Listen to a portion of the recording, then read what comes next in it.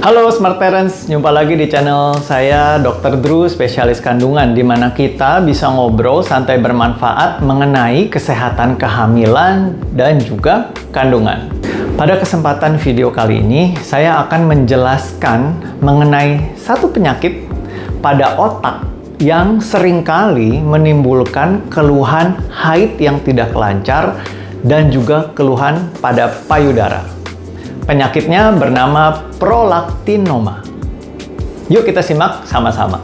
Apa yang dimaksud dengan prolaktinoma? Prolaktinoma sebetulnya adalah pertumbuhan yang tidak normal yang terbentuk tepat di bawah otak dalam organ yang disebut kelenjar hipofisis.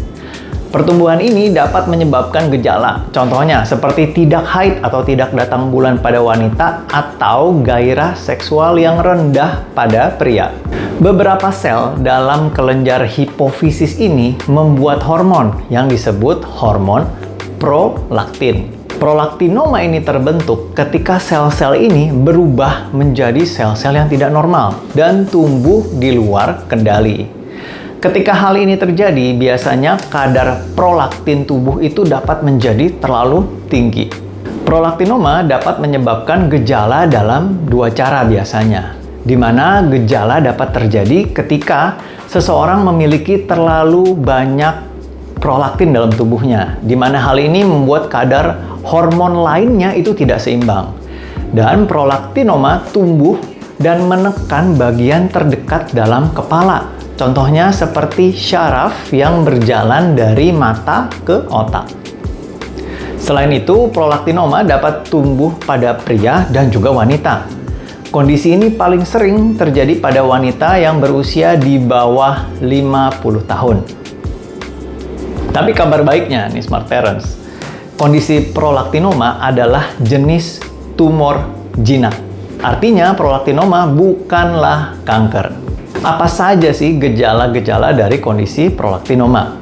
Terlalu banyak kadar hormon prolaktin ini dapat menyebabkan gejala pada pria dan wanita yang masih mengalami menstruasi.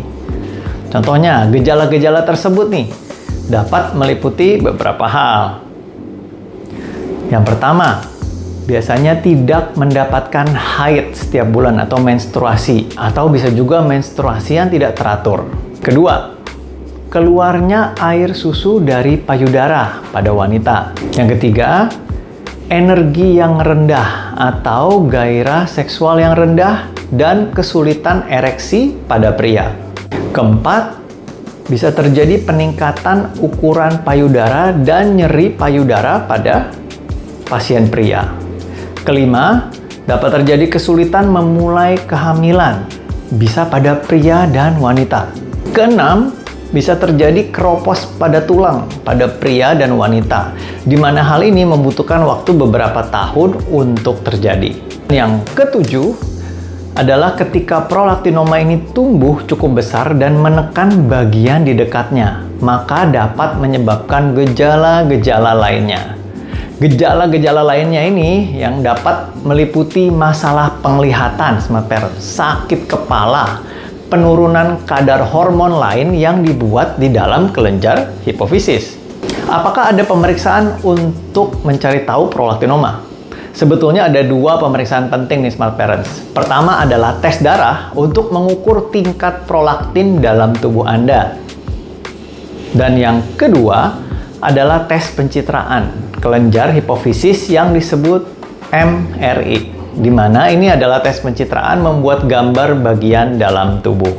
Bagaimana penanganan kondisi prolaktinoma? Nah, meskipun prolaktinoma ini bersifat jinak atau bukan kanker ya Smart Parents, namun biasanya masih perlu ditangani. Prolaktinoma pertama-tama itu biasanya diobati dengan golongan obat yang disebut agonis dopamin. Obat-obatan ini dapat menurunkan kadar prolaktin menjadi normal dan mengecilkan tumor prolaktin atau prolaktinoma itu yang besar. Ketika kadar prolaktin ini kembali normal, sebagian besar gejalanya juga akan membaik. Jika kadar prolaktin ini sudah normal nih selama beberapa tahun dan ukuran prolaktinoma tampaknya atau bahkan sudah hilang, beberapa dokter akan menghentikan obat-obatan golongan agonis dopamin. Jika obat-obatan ini tidak berhasil atau menyebabkan terlalu banyak efek samping pada pasien, tentunya ada pilihan pengobatan lain. Contohnya, pembedahan untuk mengangkat tumor prolaktinoma ini itu sendiri. Dan ada jenis obat lain yang dapat diberikan. Bagaimana jika saya ingin hamil di kemudian hari? Nah, jika Anda ingin hamil, segera bicarakan dengan dokter kandungan Anda tentang pengobatan yang tepat untuk Anda, Smart Parents. Sebetulnya banyak kok perempuan yang bisa hamil setelah pengobatan dilakukan. Sekian info dari saya, semoga bermanfaat. Silahkan subscribe, like, share, dan komentar. Sampai jumpa di video saya selanjutnya dan salam sehat.